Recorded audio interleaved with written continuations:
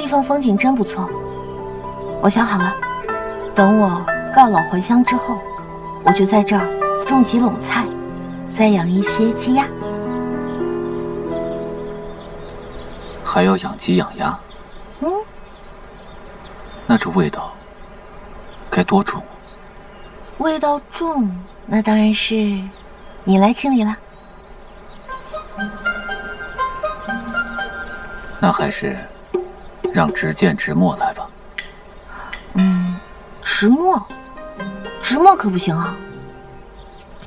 为什么？我们家居里那么爱干净，这执墨身上要是沾了什么味儿，居里该不开心了。不行。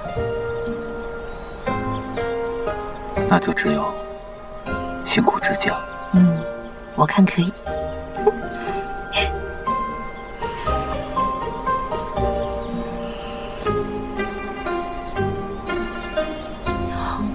哦，我忘了，我厨房还煮着粥呢，我赶紧去看看啊。王爷，粥糊了，我们出去吃吧。来，这个给你多吃一个。这么多？怕你吃不饱。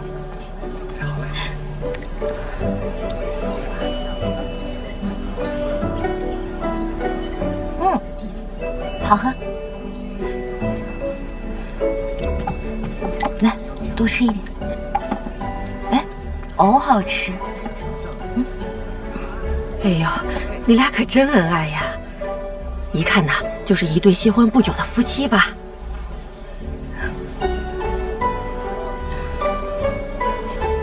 大娘，我这夫君身体柔弱，麻烦您再给他来一碗馄饨。哎，好嘞，谢谢啊。怎么，我说错了吗？我是高兴，突然从一个外室变成了夫君，这简直是意外的惊喜。快多吃点。诸位，咱们书接上回，要说咱们南陈的军神，非定王殿下莫属。想当年，他自请挂帅，征战北凉，于乱军丛中杀了个7进7出，将10万铁骑搅得是天翻地覆。谁不说咱们殿下那是勇冠3军，所向披靡？哎，王爷，当时他们都说您是以一人之力拿下了北凉王庭，你快告诉我，到底是怎么做到的？其实也没什么。当年我捉了胡尔塔，对他如带上宾。哦，就是制造出胡尔塔投敌的假象。北凉王一直忌惮他功高盖主，我就故意把胡尔塔送回了北凉。坐实胡尔塔投敌，然后让北凉王有了除去眼中钉的理由。没错。后来北凉王除掉了胡尔塔，但胡尔塔的部下都非常的愤慨，然后您就趁机打了北凉一个措手不及，再把北凉王庭一举拿下。如此可教也。我们家王爷不愧是用兵如神的南陈战神。对了，王爷，你以后不会用这些兵法来对付我吧？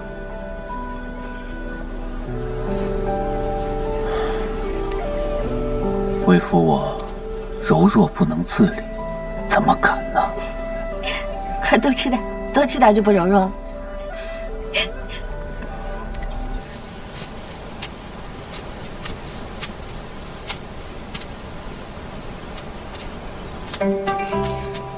石墨，你把我叫出来，到底有什么事啊？雪莉，怎么了？哎呀，没有，太没用了。出去别说是我弟弟啊。给。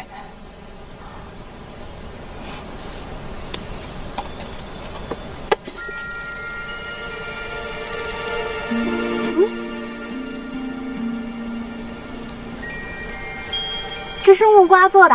啊，都说投我以木瓜，报之以琼琚。这实在挺甜的。郭菊丽这姑娘怎么回事？脑子里全是吃的，从来没见过这么不解风情的女子。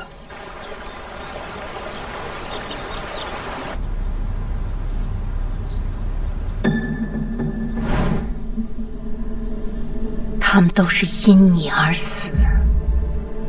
哀家得到了你的新军图，正苦于送不出去，可天助我也。薛孝堂抓住了一个北凉暗探，行军图还是到了北凉人手里。你说，这是不是天意？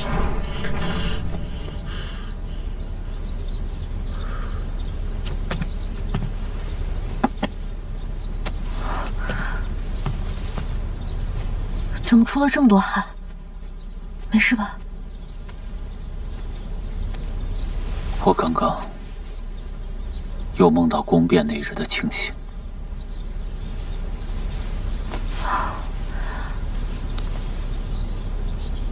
怎么了？我没事，不用担心。只是宫变那日，我悲愤交加，无心多想。方才回忆起来，觉得这里面很不对劲儿。哪里不对劲儿？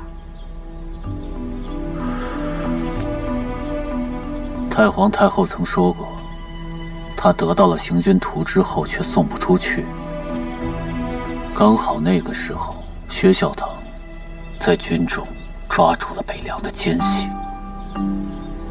可是薛孝堂一直身在军中，他是如何能得到奸细的线索的？他背后肯定有人暗中相助。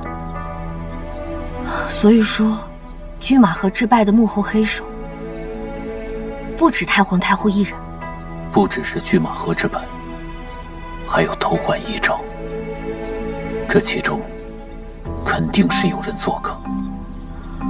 可是，能接触到遗诏的人，必定是深受先帝信任之人。这么看来，也没有几个人啊。一直陪伴皇兄20几年的总管太监，在皇兄死后自尽了。你的意思是？我原以为他是忠心殉主，现在看来没这么简单。我一定要找人彻查此事，如果可以，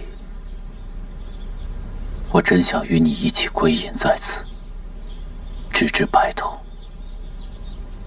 听王爷的意思，是要回定京了？别傻了，我怎么可能让你一直在这陪着我呢？况且，现在朝堂里有人暗搅风云，我也绝不能坐视不管。好，那咱们就一块儿回去。我相信，有朝一日，咱们也会一起回来的。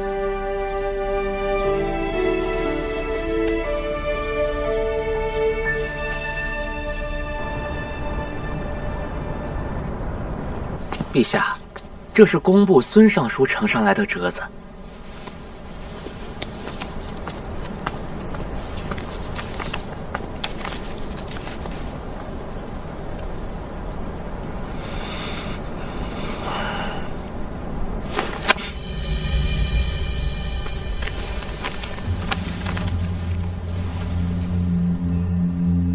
这不是陛下的主笔。朕还真是养一帮好臣子，处处替朕分忧，恨不得替朕当家做主呢。陛下，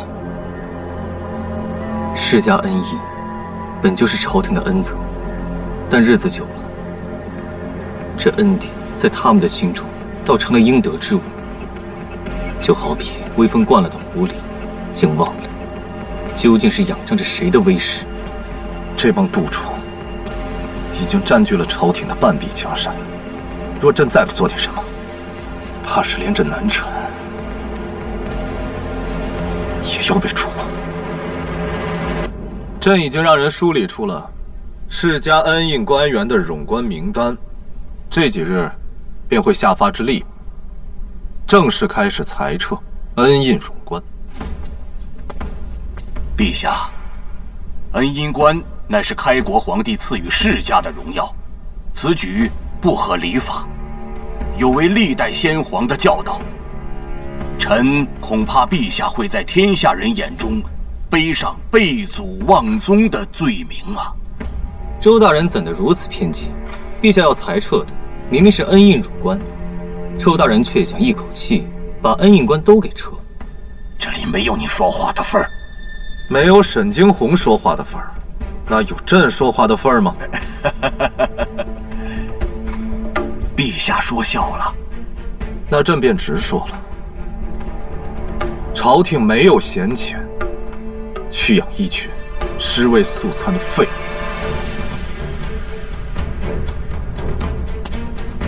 那就按照陛下的旨意，将那些没用之人都给撤了，换成有用之人，免得影响朝廷各个刑部正常运作吧。孙卿的意思，没了那帮人，我南辰怕是要灭国不成。不知陛下何出此言呢？老臣并无此意啊。陛下，老臣一心为国，绝无私心。朕意已决，尔等不必在意了。请陛下三思。请陛下三思。尔等一口一个三思，是为了陛下死，是为了南辰死，还是为了你们自己而死？皇叔，你回来了。臣刘演参见皇上。皇叔免礼。皇叔，近来可好？谢皇上挂念。臣安好，陛下可好？朕可不太好。皇上怎么了？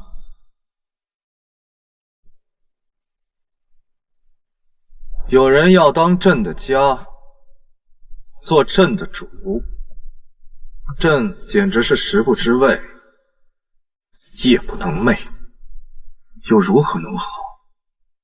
是谁如此大逆？这是要谋逆吗？陛下息怒。罢了。陛下，方才臣在殿外，似乎听到了裁撤、恩印这种字眼。不错，朕要裁撤恩印冗官。陛下，恩印制兹事体大，不可轻易裁决。老臣斗胆恳请陛下三思而后行。孙大人，你若这般喜欢倚老卖老，不如一头撞死在这大殿之上，血溅3尺。本王立刻派史官来重重记上一笔，好让你名垂青史，如何？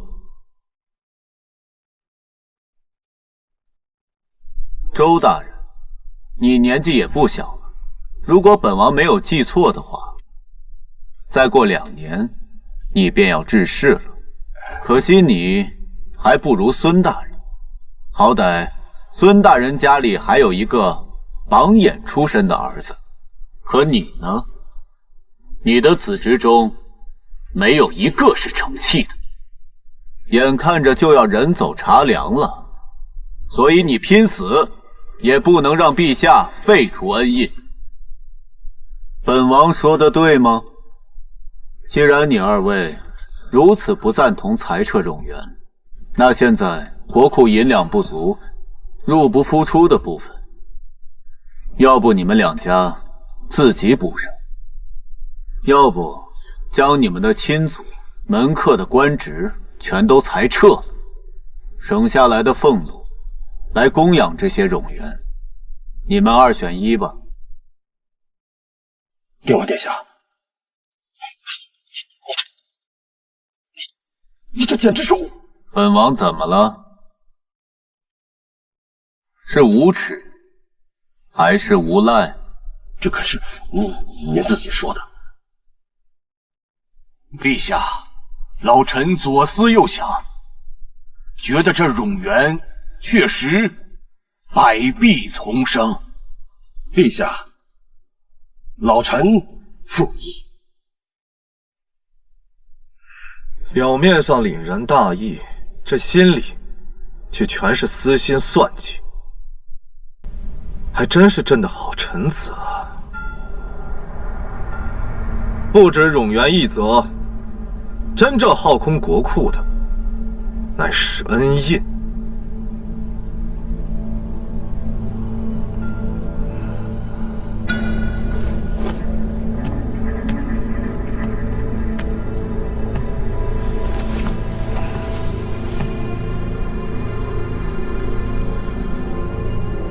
罢了，恩印一事事关重大，不可急于一时。今日就到此为止，改日再议吧。陛下圣明。没什么事情就退下吧。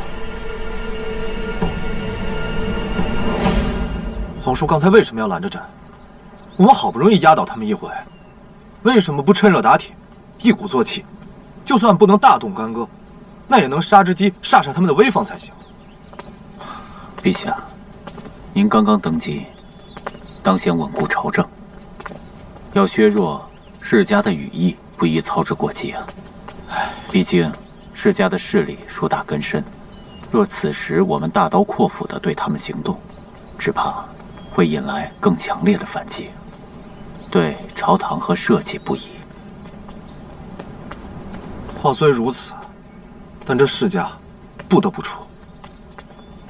沈惊鸿说的没错，这世家就如同复古之躯，一日不除，这朝堂便一日不能完全为我所用。此话是沈惊鸿对你说的？没错，朕觉得沈惊鸿是真的有才华，对世家的见解也可谓是鞭辟入里。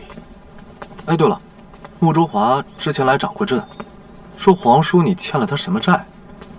究竟什么债啊？他只是觉得臣的病比较罕见，所以想帮臣医治，拦也拦不住。啊。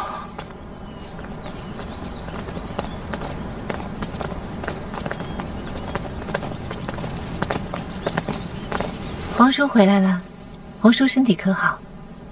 近几日乔乔很是担心呢。本王好多了，公主不必担心。皇叔的身体才是最重要的。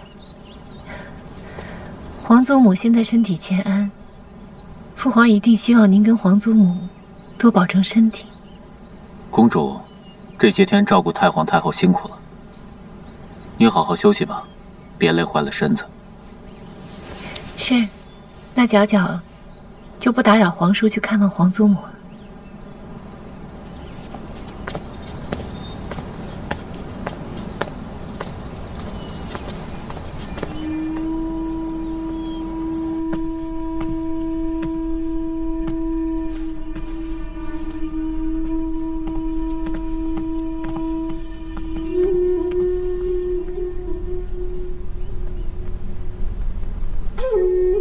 太皇太后，我知你不是拒马河之战的唯一真凶，但另一真凶到底是谁？还请太皇太后告知。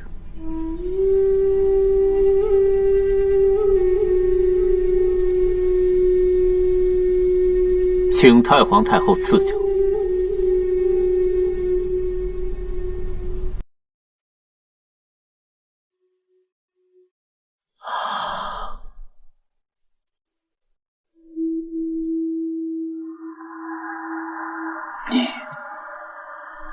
不能说话了。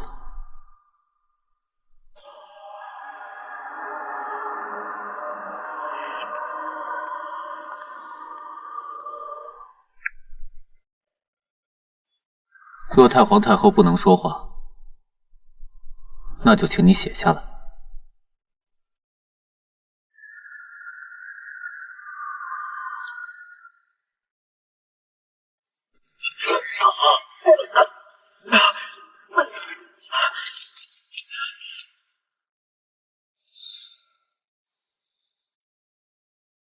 连神志都不清了。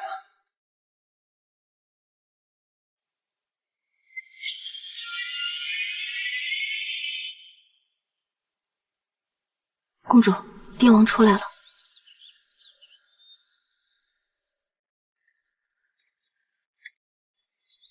皇叔走了，那本宫也该回去好好照顾皇祖母了。王爷，听你的描述，太皇太后这应该是中风之状，口不能言，身上也动弹不得。他一个如此骄傲之人，没想到最后却得到这样的结果。因果轮回，报应不爽，只是无法从他那儿再得到其他线索了。先不说这些了，王爷，我给你把把脉。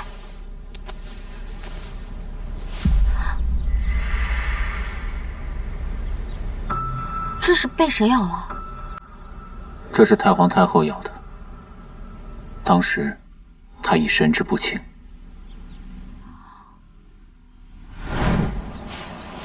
你看，我虽是公主，不也会被人欺负吗？这牙印儿，该是我3岁的时候吧，被一个小孩咬的。王爷，太皇太后这是在跟你指认幕后凶手。你是说，柔家公主的手臂上也有一处牙印？此话当真？对，我亲眼见到过。能在战事中动手脚，导致苍梧军一败涂地的人，非薛孝堂莫属。但又是谁能把北凉暗探的线索告诉他呢？薛孝堂至死都没有说出那个人。他一直在掩护这个人。对，他是在保护他。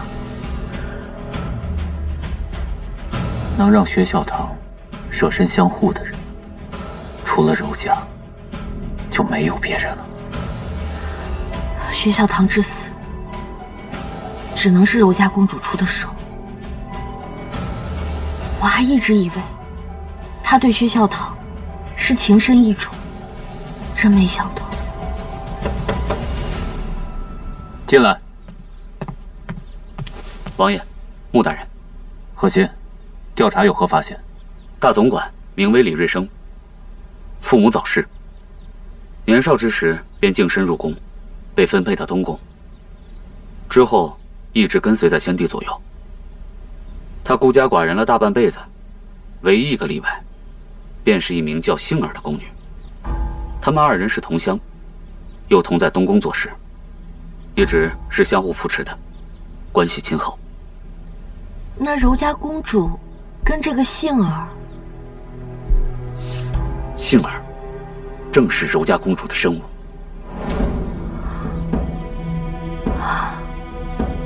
想不到柔家公主跟大总管还有这层渊源，难怪连遗诏都能换。飞鹰小队的其他成员也在暗中监视柔家公主身边的人，发现她身边的侍女曼儿去祭拜了一名逝去的教书先生，就是那个为袁成明刻碑的人。好了，都知道了，你辛苦了，贺信，去歇息吧。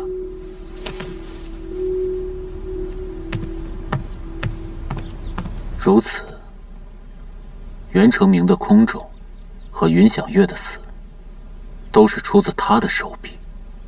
目的就是为了挑起我和太皇太后之间的争斗。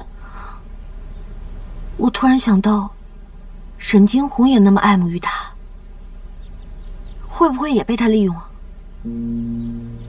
你怎么知道沈惊鸿不是自愿被他所用？在陛下面前指出世家的弊端，本来也没什么。